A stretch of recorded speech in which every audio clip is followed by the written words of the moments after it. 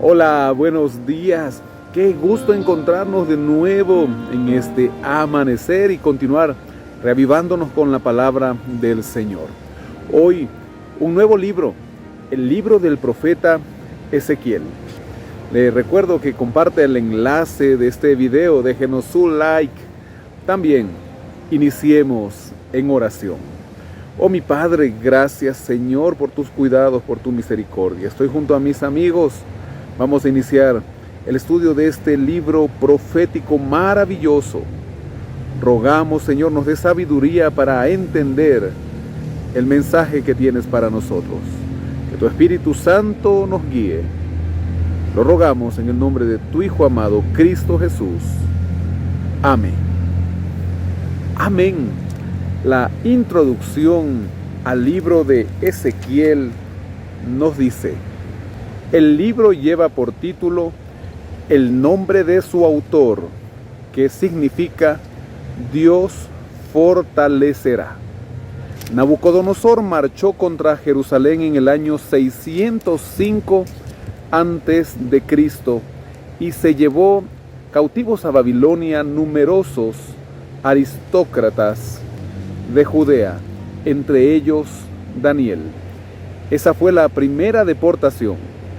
Pero ahora, el 16 de marzo del año 597 a.C., Nabucodonosor lleva también a Joaquín cautivo a Babilonia con unos 10,000 judíos de élite, entre ellos Ezequiel. Entonces vamos a ver a este profeta recibiendo la palabra de Dios en Babilonia, mientras Jeremías, de quien acabamos de estudiar dos libros maravillosos, lo hacía en Judá, en Jerusalén. Inicia desde el verso 1. Aconteció en el año 30, en el mes cuarto, a los 5 días del mes, que estando yo en medio de los cautivos, junto al río Quebar, los cielos se abrieron y vi visiones de Dios. En el 5.º año de la deportación del rey Joaquín, a los 5 días del mes, vino palabra de Jehová al sacerdote Ezequiel, hijo de Buzi, en la tierra de los caldeos, junto al río Quebar. Vino allí sobre él la mano de Jehová. El comentario nos lo aclara. 30 años probablemente era la edad de Ezequiel, pues a esa edad se iniciaba como sacerdote, pero él fue llamado al oficio profético. Desde el inicio de su exilio con el rey Joaquín, entonces la fecha corresponde al 21 de julio del año 597. El río Quebar existe hoy, llamado Shat en Nil, y es un canal de irrigación que conduce el agua del Éufrates y viene del sudeste de Babilonia.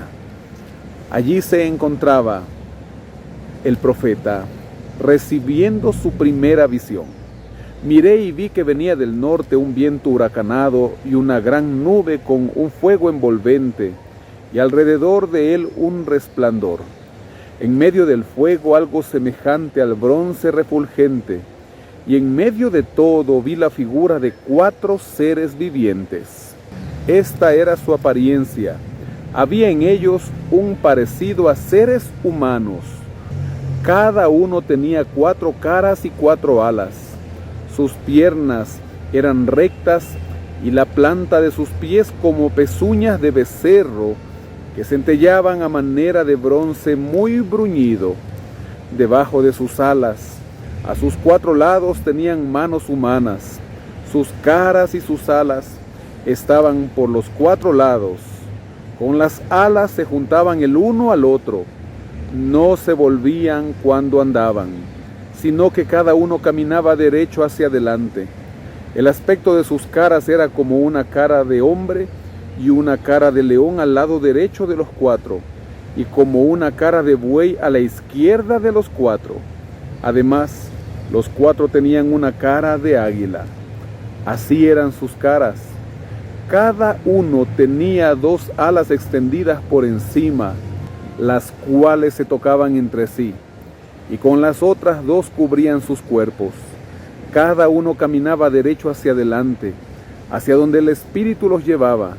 Ellos iban y no se volvían al andar. En cuanto a la semejanza de los seres vivientes, su aspecto era como de carbones de fuego encendidos. Parecían antorchas encendidas que se movían entre los seres vivientes.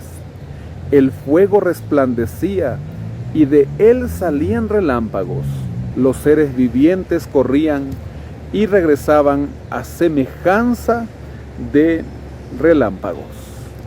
En el comentario encontramos que estos son querubines. En el capítulo 10 de este mismo libro lo vamos a estudiar y lo dice explícitamente. Son ángeles asistentes del trono. De estos querubines nos habla Éxodo capítulos 25 y 26, porque estaban ahí sobre el arca representados en el santuario.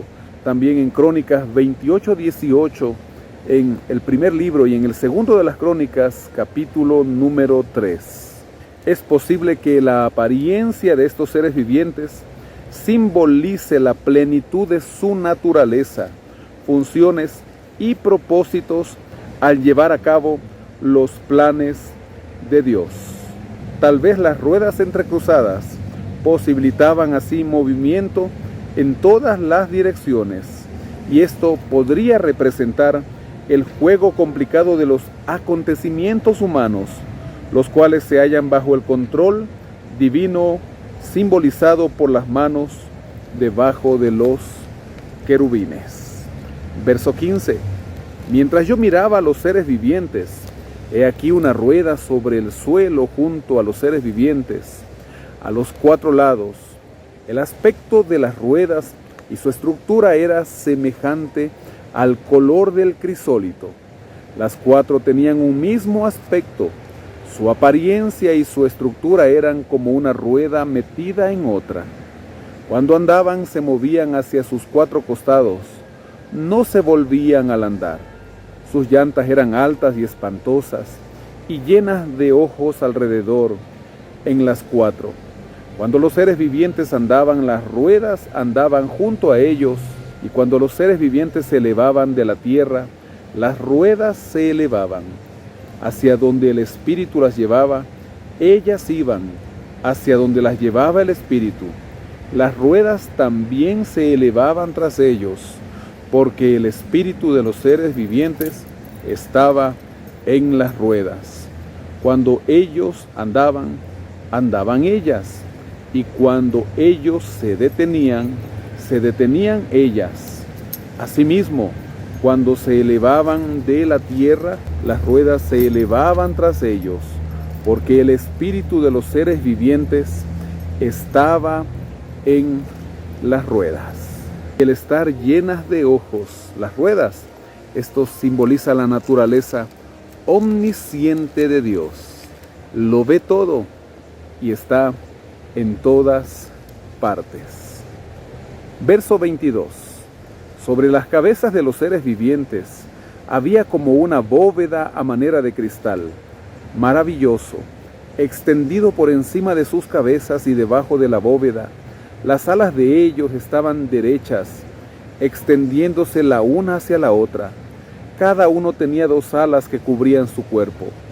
Oí el sonido de sus alas cuando andaban. Era como el sonido de muchas aguas, como la voz del Omnipotente, como el ruido de una muchedumbre, como el ruido de un ejército. Cuando se detenían, bajaban sus alas, y cuando se detenían y bajaban sus alas, se oía una voz de encima de la bóveda que estaba sobre sus cabezas. Sobre la bóveda que estaba sobre sus cabezas se veía la figura de un trono que parecía de piedra de zafiro, y sobre la figura del trono había una semejanza como de un hombre sentado en él. Y vi una apariencia como de bronce refulgente, como una apariencia de un fuego dentro de ella en derredor. desde la parte de sus caderas hacia arriba y desde sus caderas hacia abajo. Vi que parecía como fuego y que tenía un resplandor alrededor, como el aspecto del arco iris que está en las nubes en día de lluvia. Así era el aspecto del resplandor alrededor. Esta fue la visión de la semejanza de la gloria de Jehová. Cuando la vi, me postré sobre mi rostro y oí la voz de uno que hablaba. Ezequiel, viendo en visión el trono de Dios y aquellos querubines que lo rodean. Y ahí vio a Jesús mismo, semejanza del Hijo del Hombre. Y es hermoso saber que su aspecto era como el del arco iris, recordando que el arco iris el Señor lo dio para que siempre nos acordemos de su misericordia. Sí, Jesús es misericordioso con nosotros. Él es nuestro abogado defensor. A Él debemos ir hoy. Él está dispuesto a asistirnos, aunque mora en toda su gloria y magnificencia allá en su santo trono. También en este mismo momento está ahí junto a usted, está aquí junto a mí. Y Él nos extiende su gracia y su misericordia. Vayamos a Él, caminemos con Él en este día. Todo será diferente, todo será mejor. Mi Padre, gracias porque en tu palabra vemos cuán maravilloso eres, a pesar de tu gloria. Señor, tú te presentaste al profeta Ezequiel y nosotros también hoy podemos ir hacia tu trono de la gracia mediante la oración. Escucha nuestra oración, escucha nuestro ruego. Bendícenos, bendice, Señor, este día. Ponemos todo en tus manos de amor. Confiando en el nombre de Jesús, nuestro Salvador, oramos.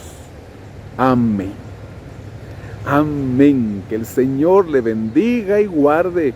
Tenga un feliz y bendecido día.